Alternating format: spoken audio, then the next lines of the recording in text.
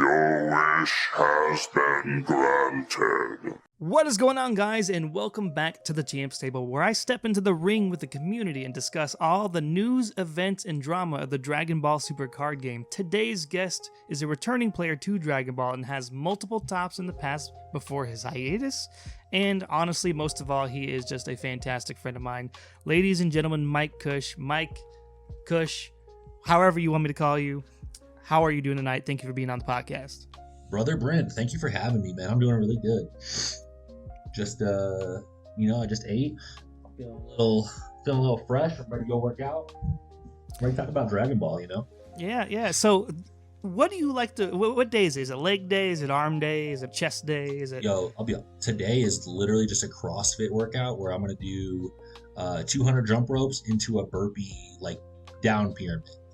That sounds like something that's gonna make you want to vomit. Yeah, it will, and it'll probably feel good, but it won't feel good until afterwards. Sad. So let's go ahead and get started. Let the audience get to know you a little bit better. I know you. I've known you for years. We've gone to Gen Con together. We've gone to events together. I mean, it's been a long time. When did you get your start in Dragon Ball? Oh God, set 1. I remember when the game got announced, and I actually hit the pre-order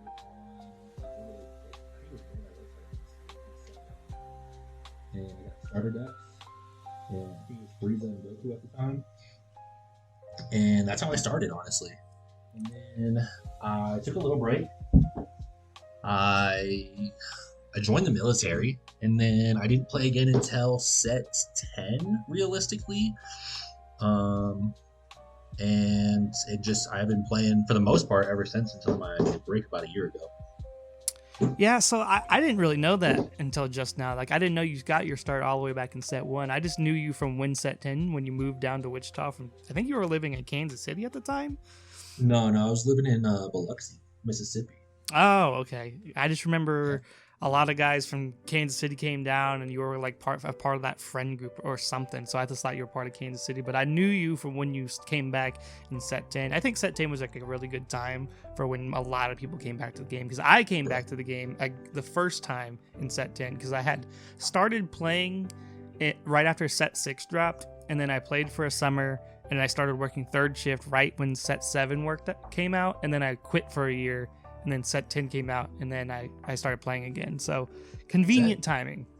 Yeah, set 10 is actually like the OG rotation. Like, they really tried it. Unison Warrior format was like, it was actually kind of bonkers for like 3 or 4 sets, because it was just like the Wild Wild West. You couldn't play anything that wasn't like within those like 3 or 4 sets. And it was just a wild time to be alive. Yeah, I think like they were trying to shoot for this Unison Warrior format, and it just did not take with the community. I kind of fucked with it, and personally, like I thought it was a good time. It was a little bit jarring because it kind of threw off deck building, but I think like that kind of limiting the sets kind of leveled the playing field a little bit, especially if you're a newer player. And I think they were going to set it up to be done for like the first ever Dragon Ball card or Dragon Ball Fest or whatever. I think it was like 2022 or something like that.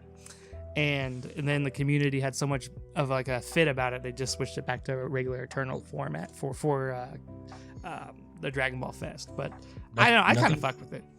I super fucked with it. I thought it was a wild time to be alive when you showed up to a store champ, and they were like, "Oh, by the way, it's Unison format only." And so I have very vivid memory of having 5 minutes before the tournament starts, and me and my buddy going through my deck, ripping everything that's not Unison Warrior out of the deck, and then putting in just the Bojack Galactic Buster package into Blue Baby, and just like curb stomping the entire tournament.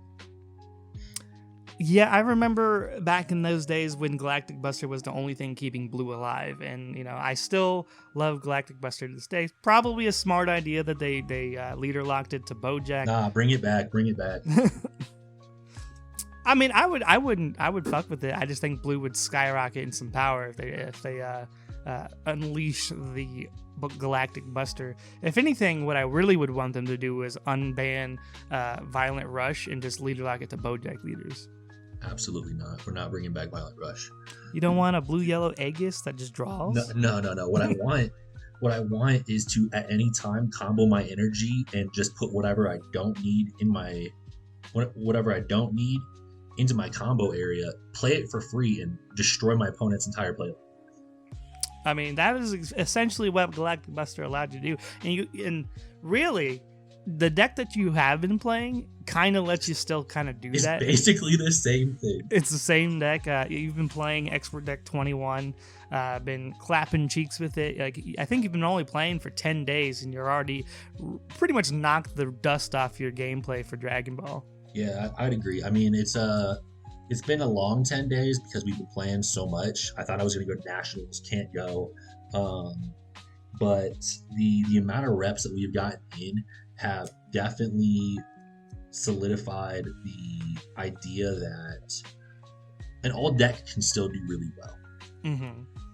It kind of goes around the philosophy of how I view this channel is in that I strongly believe that every deck, well, almost every deck, I would say like maybe, as long as it's not egregiously terrible, like, chilled, green chilled from like Supreme Rivalry, same deck that Bojack came out of. Almost any decent deck can have a chance at winning as long as you're good with the deck. And I know that the Expert Deck 21 is definitely a really good deck on its own, but with you behind it, it's even better, especially since you've had all the experience with it from before, and then it just kind of transferred back over, and now you've been kind of messing with all the new cards since you came back. Yep. I think it's a really good like segue, just like remembering that like old cards do really good stuff, and you just have to put the new support that kind of goes with it to make it better. What do you think is like out of all the new cards that you've experimented with and added to the deck, what's been the most impactful? Where is it? I have it somewhere. Android 18. There it is. Android 18. Unknown Threat. This card was not around when I think maybe it was, but pretty sure like right before I quit, I didn't realize this card actually existed. And it has 2 effects, but since I've been playing aggro matchups so much, I didn't realize it had a control aspect to it, where because I'm already hand controlling, I'm going to double hand control you, and then I'm going to resend extra energy on top of it. So, and for those who don't know the card by name, he's referring to the Android 18 Z Unison that costs 3. Broken in. Absolutely disgusting. It is so good. Yeah. And then the cell, the blue-green cell that goes for the Gamma deck, where you can combo it from your energy. I've been, honestly, that is like a solid turn 2, turn 3 play almost every single time, because I'm not doing anything anyways, right? Like my deck is not doing anything. So if I can play one of those 2 cards and be in an advantageous position, then that's what I really care about. Yeah, no, definitely. And like I really wish you could go to Nats, but I know work's preventing you from doing that, because it would be really good to see you again in person at Nats of all places, and then 2, I think it would be hilarious if you came back to the game, played for 2 weeks, and then like top Nats with Extra Break Deck 21. Yeah, I'm super convinced that I would do very well, just based off of we've gone through the gauntlet already. We played all the top matchups. We played rogue matchups. We played in locals, and we're performing very well for no specific reason besides the fact that I'm just doing what my deck is supposed to do, and I have a very good understanding of how this game usually works. And just being able to loop those super combos is super impactful, and they make your opponent bottom deck 1 every time from their hand, and you can just keep recycling it. It's crazy. Yep, it is super awesome to say I've used 1 super combo all game, but I've used it 5 times, which is broken. Yeah, I think it's insane. I'll be honest with you. It gives me a little grin on my face almost every time. So, getting into the idea of like being a returning player, what do you think has been or was like the toughest thing for you to overcome? Patience, card knowledge. I feel like when you leave for a year, like I did, and you're not playing, you're a little rusty, right? Like I explicitly remembered messaging both you and John. I'm like, hey, I want to play tonight, but I forgot how to play. Will you like how many cards do I draw in this game? Yeah. Well, because you play all kinds of Bandai games, specifically you Correct. spent a lot of time in One Piece, and I believe wasn't that like a 7-card draw game? No, it's a 5-card. It's 5 cards, so it's even less, and Yeah. you don't have all the same kind of effects that Dragon Ball has. You don't have Exactly, all the same interactions, so it's probably just a huge like overwhelming brain overload of when you come back to a game like Dragon Ball. Yeah. I think kind of going back to it a little bit, I think patience is like the biggest aspect that for a returning player you need to have. Like just have the time, have the patience, because you're not gonna remember what to do. You have to go through the idea of a card in my hand is now going to be a resource opposed to just getting free resources every turn.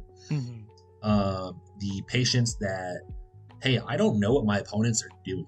So asking them to just like, hey, take the time and just as you're doing a play, announce what you're doing every time, right? If you're going to play a 1-cost searcher that searches for something, it's a top 5 check, just tell me that. Hey, I'm gonna play this card. I'm a top 5 check for an Android. I'm a top 5 check for a Gohan. I don't care. Just like take the time to relay every action. And I think as a player who has played several Bandai games and card games overall, just getting very used to like declaring effects opposed to just going through the motions, because you can get caught in like some very stupid decisions where like you like just did the thing but you didn't declare it. So now you miss out on an effect, or you miss out on like you're searching incorrectly. You're grabbing the wrong pieces or whatever because you didn't say exactly what you're doing. I think that's a bad habit that I think in a lot of card games, but I see it a lot in Dragon Ball, that people will just go through the motions of their abilities without actually telling anybody what they're doing. And then it ends up in like game state issues where like, yo, you didn't tell me what you're doing and I could have done something, and now we're like 3 actions into, and I think that's just etiquette in general. People need to be more like, hey, I'm doing this, I'm searching 5, and you know, someone who like has been playing the game regularly will probably know what that card's doing, and they would probably tell you if they have a response. But if it's someone that you know is coming back to the game, it behooves you to be at least give them the benefit of the doubt. And yeah, that measureless strength lets you, you know, top 5 check for an Android, but that returning player may not remember that or may not even know that. Yeah, exactly. So, I mean, if even at the highest level, right, you should be announcing every play anyways.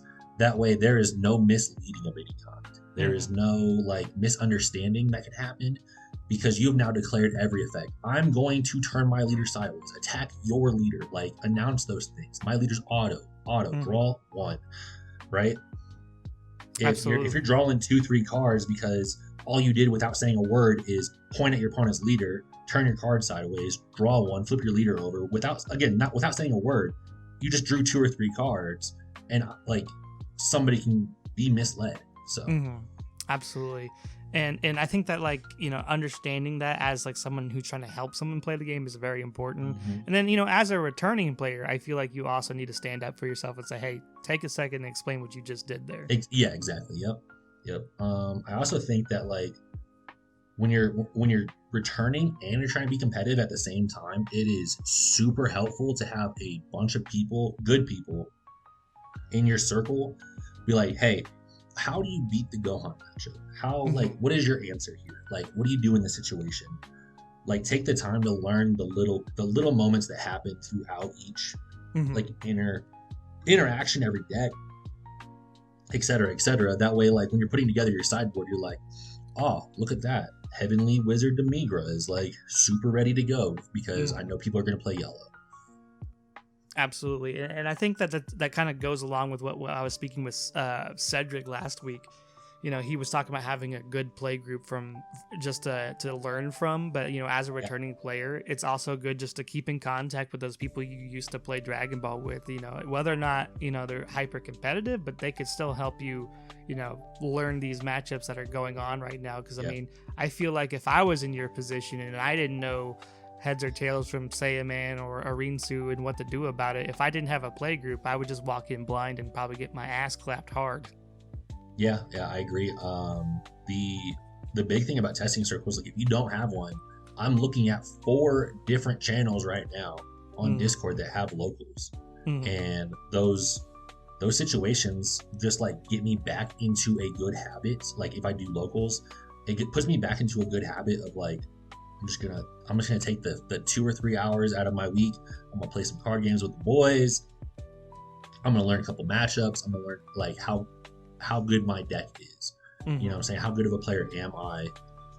You know, but also learn a thing or two. So I think you should be going to locals. If you don't have a locals, find the locals.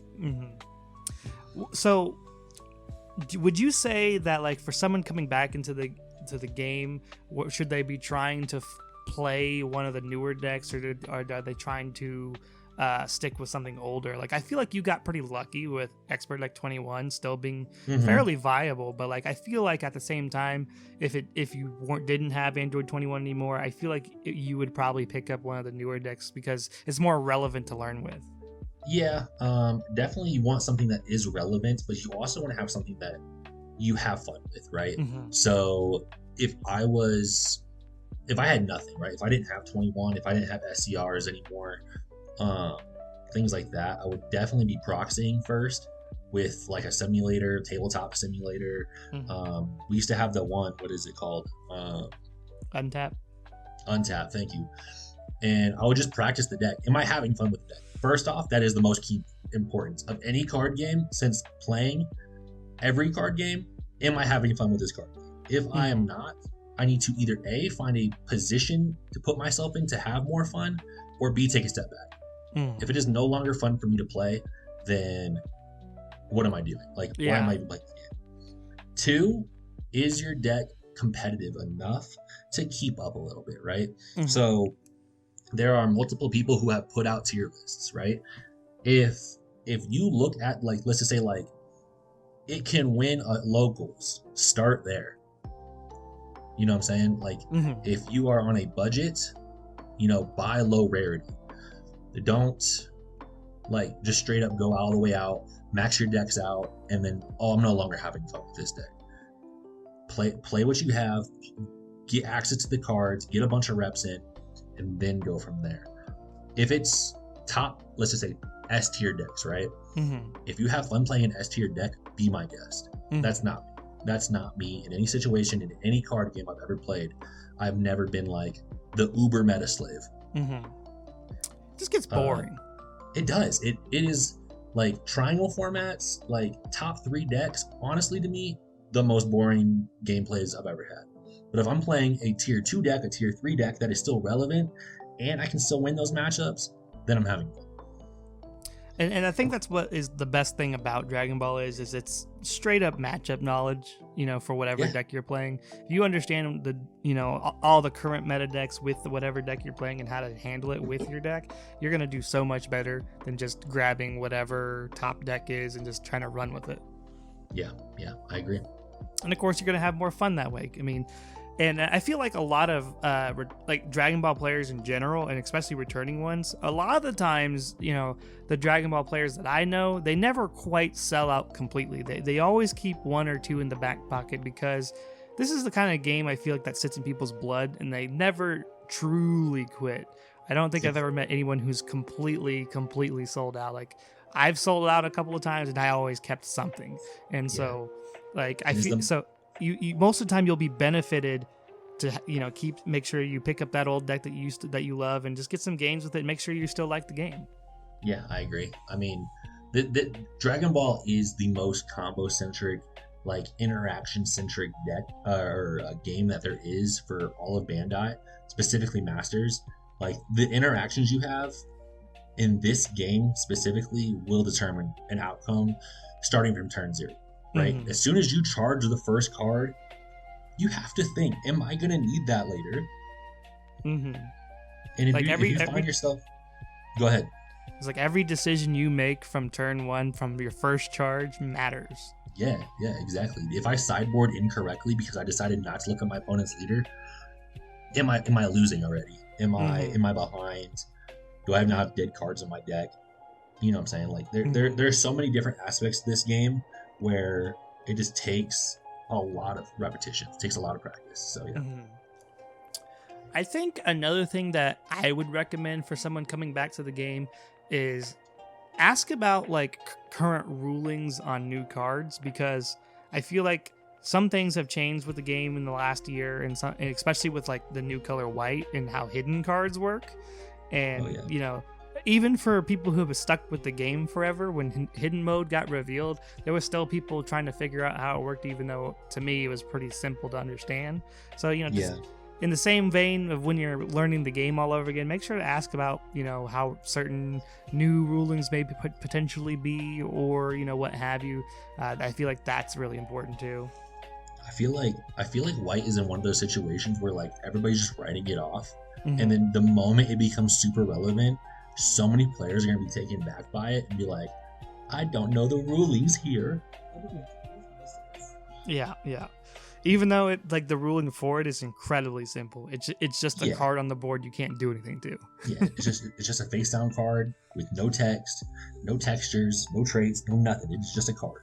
It's just there for just to be on the board, and then like it, depending on what white leader you're using, you know, you could use those cards to do something. But like that at that point, like, it's just knowing the leaders. Yeah, white is gonna be. I feel like it's gonna be the next up and coming in the next couple of sets. Hopefully, with the baby reveals, I'm a big baby advocate. I played Blue Baby for 10 formats. I feel like I'm gonna give a lot of hope and praise to White Baby when it comes out. I'm hoping so too, because I'm a big fan of the color white. It's not in a great spot because it's such a new color, and you know, the staples, quote unquote, they're there, but they're not there. And then to do anything to survive, you have to splash in black, blue, even yellow, depending on you know how the build you need. I've seen red before, so it's just kind of annoying right now to build because you have to splash in another color, which makes your charging complicated and annoying to deal with. I think when white gets its first floodgate, that's when it's going to start climbing. I was just about to say that. I said, give me a white Nimbus, give me a white Revenge Big Bang that negates attack and draws a card. That's all I'm asking.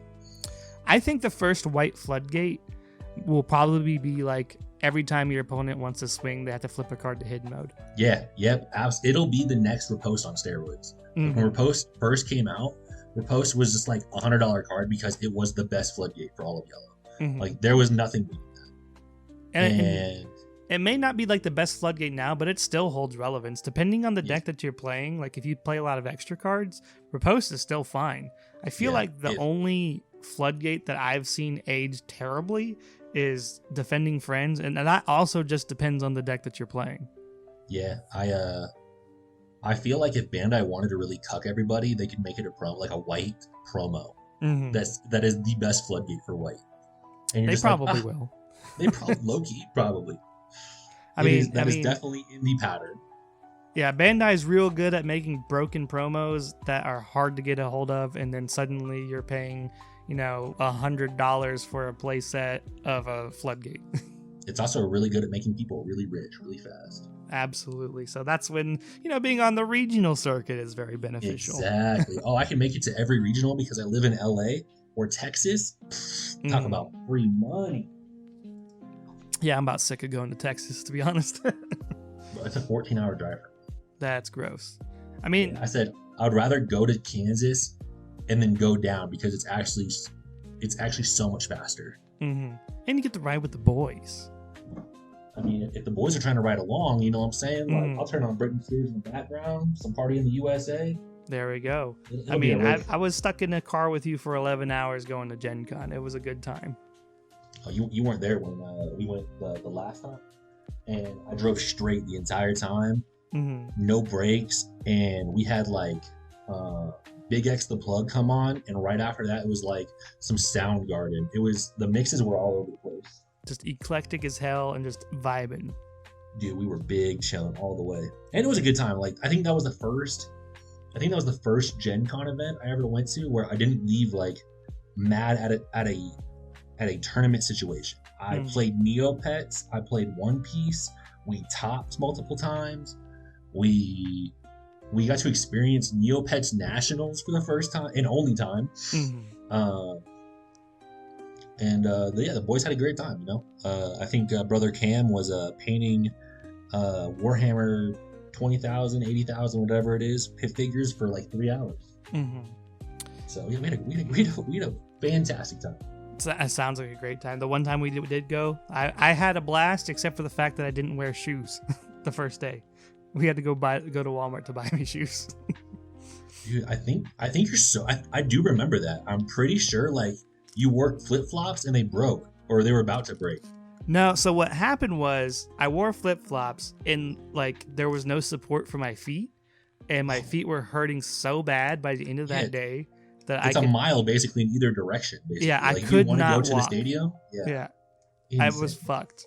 And I was like, we have to go to Walmart. Like, I just bought some $20 Walmart shoes just to get me through the weekend. Yeah. My feet hurt that entire weekend after that. But that was rule number 1 about conventions: wear actual shoes or something that has support for your feet.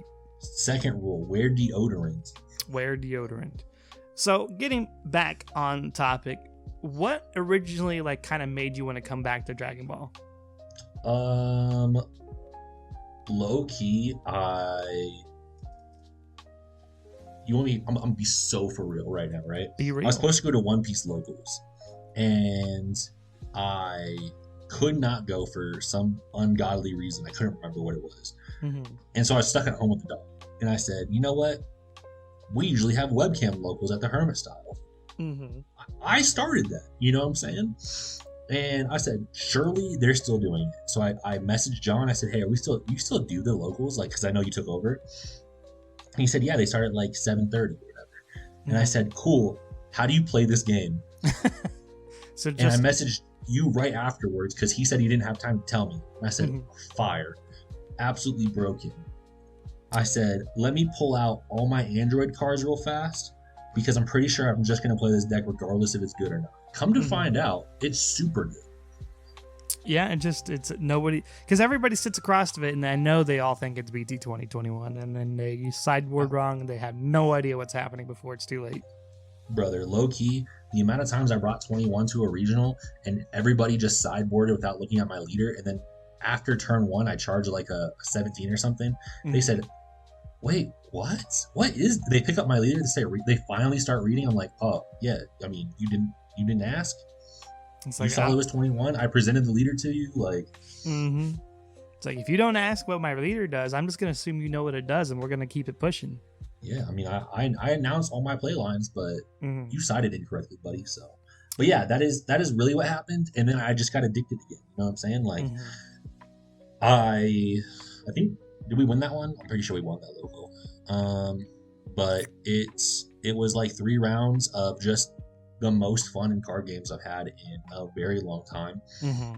And then I'm pretty sure the next day I was like, hey, brother John, you trying to play some Dragon Ball? And he said yeah. So we practiced the Arinsu matchup for like 5 hours on a Thursday actually. I mean, you picked a fantastic time to come back. The format's great. Yeah, I've been doing my research. I've been looking at everything, and I'm just like, this format is wide open. And I'm pretty sure that is a huge aspect into what will get players to return who have, taken a hiatus for a while. If you're like, and again, if you're not having fun, you don't have to play. But if you are having fun, you should play. Yeah, I think for all those out there listening and want to get their friends to come back, especially right now, you need to sell them on it by explaining to them how good this format is, because it is so open. It's so open right now that I have a hard time building a sideboard because you could just see so many different decks that like you have to like side the most generic shit possible. Yeah, I think generic floodgates or generic like answers are going to be the way forward for the next couple of sets. Like if you have an answer that answers all of white theoretically, then that needs to be in your sideboard. If you have an answer that answers all of blue or the majority of blue, that should be in your side decks for the most part. If you're not playing Zamasu and you're playing blue, what are you doing? Because just hoping to lose the red matchup. Yeah, you are asking to lose red matchup. That card is it's so funny that Red got shafted in that rotation of promos, but Bro, when you guys told me about Zamasu literally last night, I said, I'm buying winners of this card right now. Red is the epitome of my existence. it just hurts you. So And then, sad. like, if you play it in a Zamasu deck or a Goku Black deck filled with Indestructible, it literally makes it like Red is your only threat, and then that removes that threat. Exactly. Yeah, bro, I'm telling you, we need to bring back the set 3 blue Zamasu deck. See, I wasn't around, so I don't know what that does, but It just I says you will can't trust die, you on that. basically. It just says you can't die. That's all. Basically. Because I know you're sitting on SRs for that deck. For what deck? The old Zamasu deck, like you have that 10-drop Fuse Zamasu card. Oh yeah, I'm sitting on them right now, and I'm pretty sure that at some point they will be relevant. Mm-hmm. But they actually bumped up. I saw the other day for like $15. Mm-hmm. That's happening a lot right now with a lot of older cards, like especially Yeah. from like the early days, because they're getting Khalifa? harder to find. Talk about old card from set 8. Mm-hmm. Khalifa Spunky Alert. You can't find that card. It is non-existent. That's because supposedly the best deck in the format is Surge Kefla. I don't. Are we So- spoiling stuff right now? Or is that what we're doing? Are we We're all spoiling what everybody we are says? we are spoiling everything. I am not a gatekeeper. Everybody gets the fun. Oh, here we go. I'm about to pull up the pages. I'm gonna tell you what everybody's playing. Just You guys expose wanna know them all. If you guys want to know what Legends is playing, he's playing SS4. He's playing Yeah. SS4 Bardock. That's what the streets are saying. I'll expose everybody. I don't give a Expose flying. them all. But you know what? It's super interesting to me that somebody says that that's what they're playing, because realistically, the ramp sucks, right? Mhm. Yes, it did get ruled that you get a free ramp off that Vegeta. If you don't know what I'm talking about, look up the blue-black Vegeta that ramps. Mhm. It is ruled in a way where when you play this card, you can bounce a card from your energy to your hand. You don't have to. So you can choose 0. If you choose 0, you still ramp from your hand. I think that ruling is stupid, but Absolutely, abysmally, I'm going to use the R word. well, It is absolutely wild to me, but because it's so obvious what the implications of what that card's supposed to do yeah, and I like what know. they meant by it, but the fact that their own wording goes against them and they just said, yeah, that works that way, and I was like, that's stupid. yep.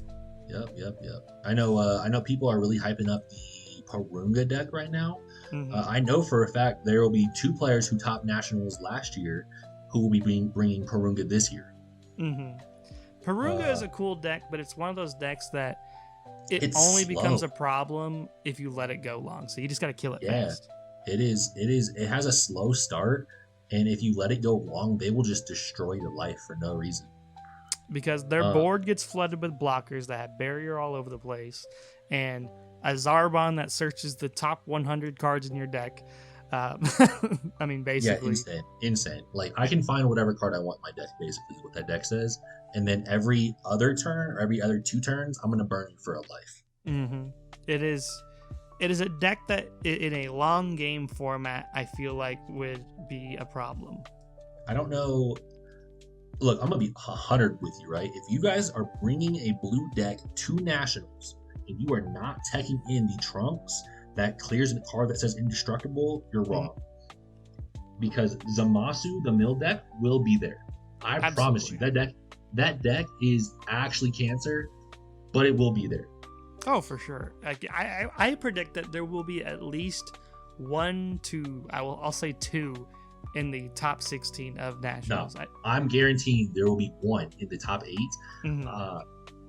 And I might get on Kalshi and bet that there'll be 1 in the top 4. I wouldn't be surprised. I feel like we will maintain the tradition that a blue and or yellow in some way will win Nats. I agree with that statement. Yes. But I think in top 8 to top 4 there will be probably a Zamasu mill and probably some random other color. Yes. Yep. I believe there will be as well. I think that there will be there will probably be a gamma deck or 2 running around. You guys need to be ready for. There will be, I don't know, what are the streets saying, Brent? Great Saiyaman's gonna Rinsu? be all over the Rinsu is place. everywhere. Yeah, Rinsu is Rinsu. everywhere. Rinsu's gonna be everywhere. Great Saiyaman's gonna be everywhere. Probably Daimaku, and then those are like the big three from the current set. You'll probably see some white decks out there. You're probably gonna, but then after that, you're gonna see like Zamasu Mill, maybe some Oh. Kid Coos. No, I forgot about it. The Nature of Evil 21. Oh, I'm yeah, pretty the sure BT20. there will be at least 2 players in the top 32, 64 Mhm. that make it pretty far with 21 Nature of Evil. Yeah, I also especially because the format has tilted back to blue and yellow, and that deck does really good in the blue and yellow. Look, it just does so well, this format, for literally just the fact that there's a lot of blue running around. It's kind of interesting because like for like the last like 6 months prior to Prismatic Clash, like blue was all but dead. It was like maybe the 4th best color in the game. I think the one below it is like black at the time because black had been nerfed to oblivion. Like you have Panzino, which is broken, but like without Panzino, black's kind of in a dead spot.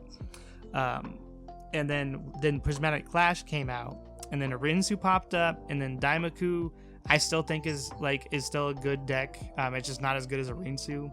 And Yeah. you know, and then yellow got some broken TPs. Like it's just immediately tilted back to that blue yellow style of play right before Yeah, Nats, like it I always agree. does. You know what do you feel like is the most overrated side deck card right now? The most overrated side deck. That's a great question. Yeah, and I'm a gonna lot tell you mine after you tell me yours. So I disagree with this statement. I feel like the people have given me the vibe that Black Mass Saiyan is the most overrated sideboard card. Interesting. I've heard that a few times. I don't necessarily agree with it. I don't know what I would think would be the most overrated sideboard card. I mean, Jiren, 100%. Jiren- Jiren, Survival of the Fittest. I feel like the format is almost never getting to 7 energy Mhm. for it to even matter. Like the combo is so old and so known. You at most need 1. Yeah, I would You know what I'm say saying? if you're going to side Jiren Survival of the Fittest, you would only want to side 1 because you're only going to need that if you're going against Daimaku or Bojack. And those Yeah. are the only 2 decks that kind of get enough energy going to actually be able to effectively play Android 17, Yeah. Turning the Tide. I feel like a really good one right now is Broly. I feel like a lot of people know about it, Mhm. but every time it happens to them, they're never ready for the remove the super combo. Yeah, Broly Omen of Evolution is just a pain in the ass card. Feels bad, like, because I don't think you could ever truly be ready for it. I mean, you could kind of, Absolutely. because you never know when it's coming because it's in your hand hidden away, and they just play it when you just really don't want them to. Like if you're a Z energy based deck, you definitely want to be prepared for like those Omen of Evolutions. There's also a blue Vegeta out there from the Crimson Coup deck that does a similar Oh thing, yeah. except it bounces back to your hand, which is significantly less bad, but still. Wow, I didn't think about that. Mm-hmm. I think people should start cutting peel-offs. I'll be honest with you. You're not a fan of Pilaf? I'm not a fan. Look, every time I've played peel-off, it doesn't matter. Mhm. Like yellow actually doesn't care. Red. That brings up a great Go ahead. question. Since you have been back, what do you think? I'm assuming this is probably going to be your answer, but what is the most overrated newer card that you have seen since you've been back? Overrated newer card. Like a card that Like- everybody like says is really good, that needs to be in every deck that you in the colors you play or whatever, but you just don't see it. That's a hard question. I'll be honest with you. An overrated card in every deck. Huh. It doesn't have to be every deck, but like something that would be considered a staple. Borgos. Borgos is a answer to a Rinsu right now that I feel is bad. Mhm. I feel like that's super overrated. People are playing it. I feel like that's a sideboard card though. I mean, so you want main deck answers? Yeah, I just gotcha. like a main deck card that like everybody seems to like whether it doesn't matter what the color. Like if you, because you're more of a blue guy, so we'll say in blue that's newer that you just don't see the appeal for.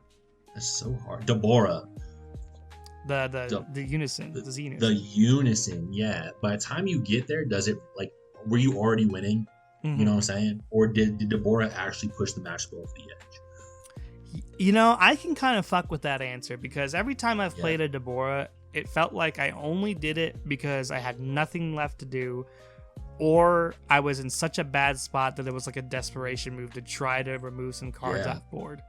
You know, I'm gonna say like a hot take. I feel like Great Sandman actually doesn't have plays. They only do the one play from their where they play the Gohan, play 8 cost or the blocker Mhm. on top, whatever it is, the double striker. Mm-hmm. That's it. The amount of times I've seen a Great Sandman player not know what to do with their 3 open energy is abysmally absurd already. And I've been playing for 10 days, guys. Like I've seen it happen probably like close to 5 or 6 times already. I definitely can see that point of view, and I do agree with it for the most part. I think it's just like we called it the other night, a knowledge check deck or like a gatekeeper deck. Yeah. To where like if you aren't a very good player, you're probably checked at Gohan because a lot of people don't know how to handle that because their skills get negated. It's super easy to play around, in my opinion. I mean, even if you can't get rid of the Gohans right away, you just kind of play something that's inconsequential first and get that negate out of the way so you can play your actual proper card out and get rid of it. Yep. What, since you've been back, are you the most excited for? White Baby. White Baby? Low key, I saw White Baby get announced. I said, damn, am I really just back for forever? Like, I hope you are. I mean, I hope I am too. It just depends on a lot of things. I mean, you know why I left originally, but there's a lot of stuff to be excited about for Dragon Ball. Bandai has definitely steered the game back onto a very good course, and it needs to stay that way. If they want the game to survive and continue to thrive, or to thrive once again, I should say, then you need to have this open format. And I was telling you about this, I think it was yesterday or the day before that, but the games Bandai sees the most success with are not triangle formats. It is the games where any deck can perform very well regardless of the format. And I know a lot of like pro players or top players are like, no, I want it fleshed out, right? Okay, well, prepare for your like top 5 decks, whatever it is. But a format where any player can go in and still do relatively well is a format in success, or is a card game in success, because nobody wants to be limited to like 3 to 5 options only.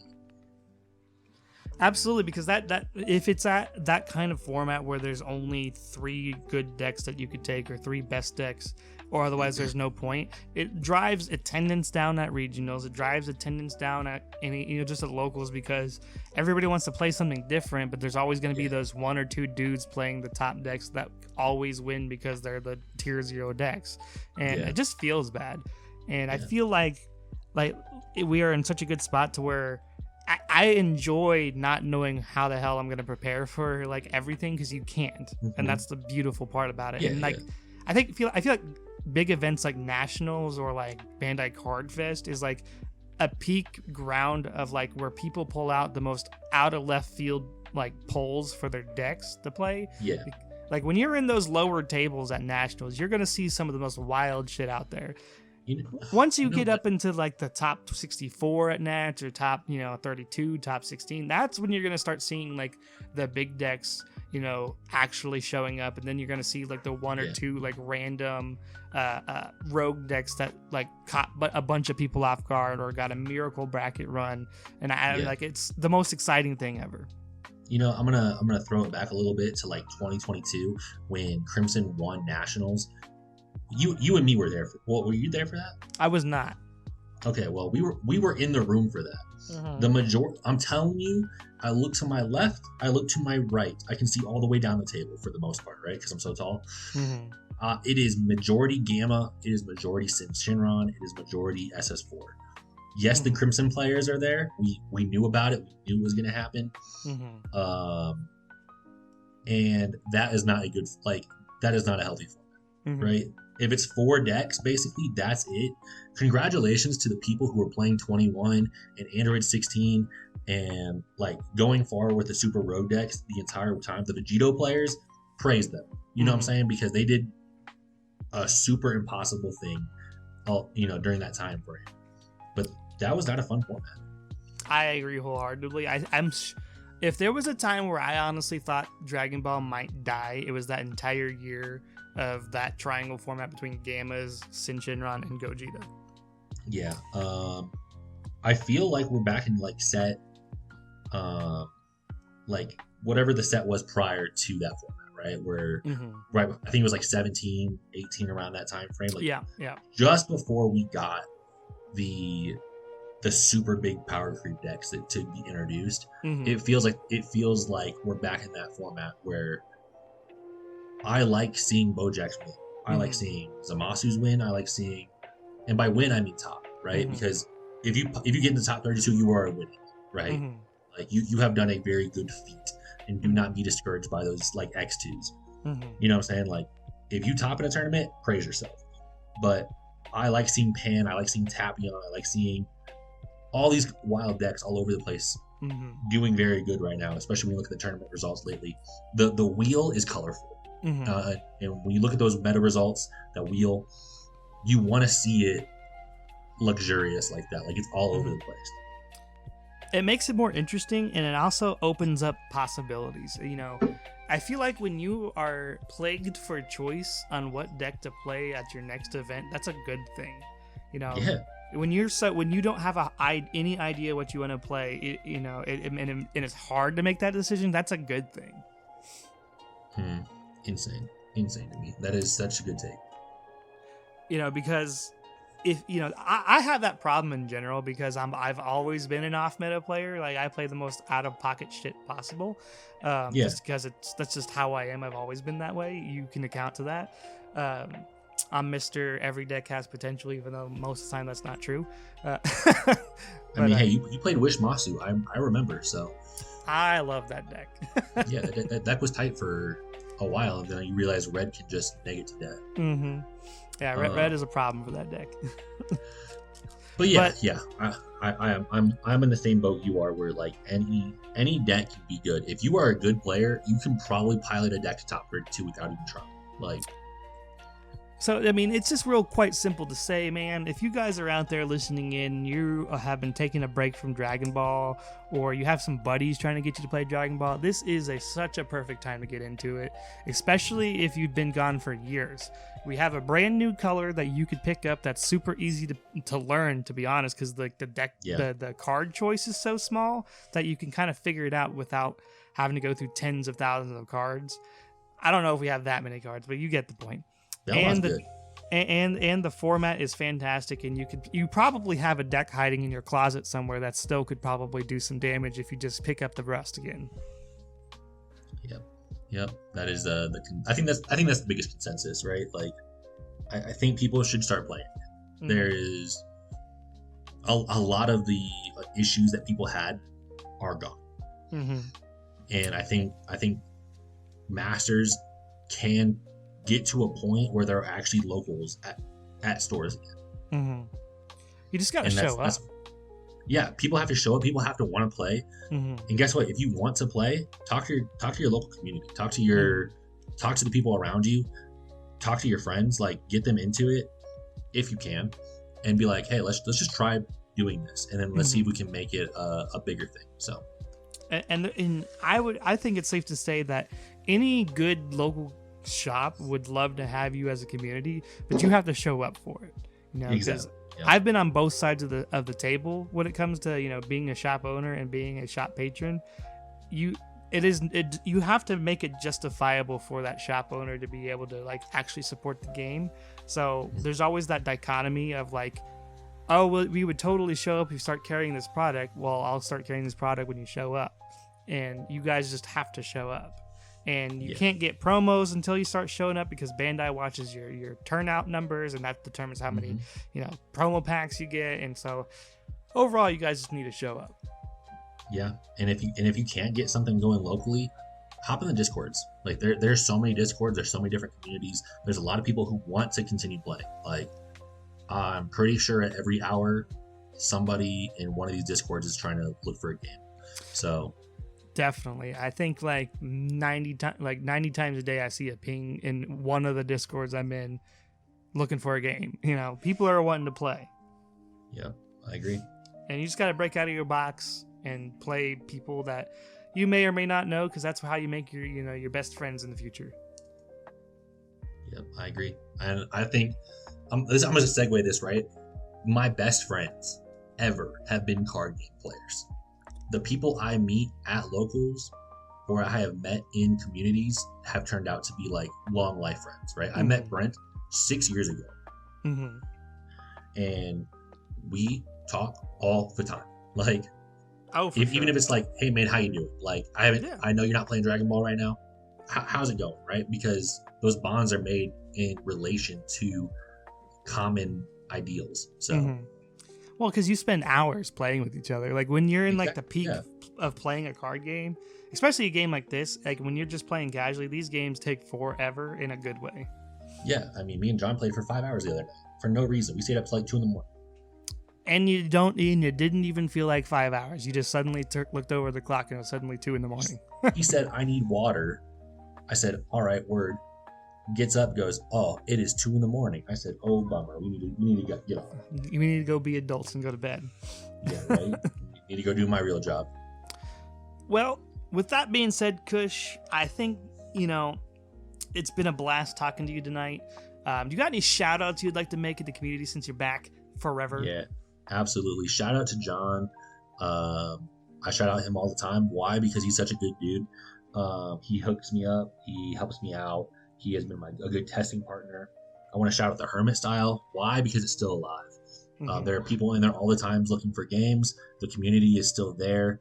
I want to shout out to you, Brent, for having your own Discord, starting your own community, and trying to get a locals going. And finally, I want to shout out the MPU Discord channel. I think Shino runs that one. And he also just has locals going on every Saturday as well. And the reason they're getting shouted out is because these are places where people can go and play every week. Wednesdays, Sundays, and whatever day Brent decides to start doing his locals on. Yeah. I think it's Saturdays, but same difference. Yeah. But we're still figuring out when I want to do it. I think it might actually be Sunday because that's the last time I did run. It's just a little bit tougher. The thing is, guys, is the reason why we're shouting out these different channels, locals, is that they're ran on different days. And the biggest problem that I feel like a lot of people have is there's never enough. You'll never have enough people to agree on a day, and so you always got those 2 or 3 people said, oh well, if you ran it on this day I'd join, and then the same other group of people say they would play on a different day. So we have this spread of days where you can play. If you just show up, it'll be there for you. Build it and they will come. Well, with that being said, everybody, thank you again for tuning in to another episode of the Champs Table. This is the People's Champ signing off, and we'll catch you with the next one. Peace. Peace. Hey everybody, this is the People's Champ thanking you for watching this video. If you want to see content just like this, there should be a playlist attached at the end of this video. If not, check our channel out and see what else you like there. And as always, like, comment, and subscribe.